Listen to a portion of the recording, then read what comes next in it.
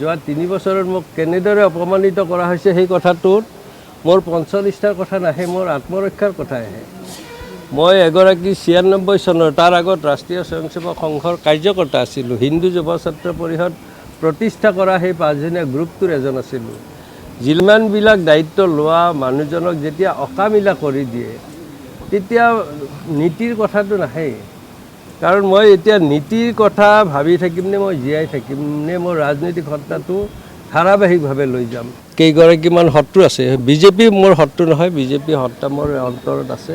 আমাৰ দলত কিছুমান এনেকুৱা নেতা সোমাইছে যিয়ে জ্যেষ্ঠজনক সন্মান কৰিব নাজানে। বিজেপিৰ যি পঞ্চনিষ্ঠা সেই পঞ্চনিষ্ঠাক তেওঁলোকে অৱমাননা কৰি আহিছে।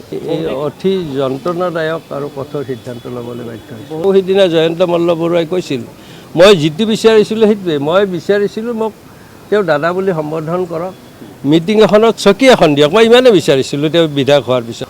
সেইদিনা প্ৰথম তেওঁ কৈছে অশোক দা বুলি। তাৰ আগত তেওঁ অশোক দা বুলি ক'তো সম্বোধন কৰা নাই। আপোনালোকৰ কেমেৰাবিলাক বা সেইবিলাক উলিয়াই চালে গম পাব। তো মোক তেওঁ কৈছিল যে মোৰ বিশ্বাস তেওঁ বিজেপি এৰি নাযায়। তেওঁ কেনেদৰে মোৰ ওপৰত বিশ্বাস কৰিব পাৰে?